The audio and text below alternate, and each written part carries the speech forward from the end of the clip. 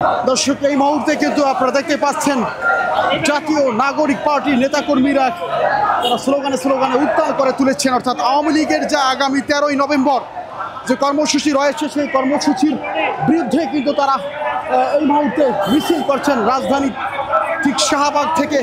তাদের যে কেন্দ্রীয় অফিস ঠিক বাংলা মোটরের অভিমুখে কিন্তু এই মুহূর্তে রওনা করেছেন জাতীয় নাগরিক পার্টির নেতা কর্মীরা। আপনারা দেখতেই পাচ্ছেন তারা স্লোগানে বলছেন লীগ ধর জেলে ভর, লীগ ধর জেলে ভর।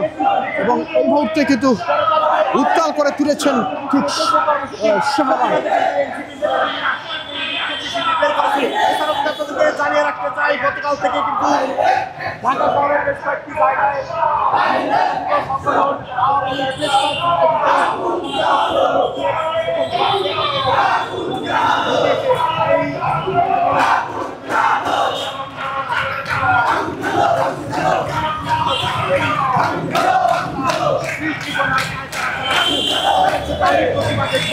বিক্ষোভ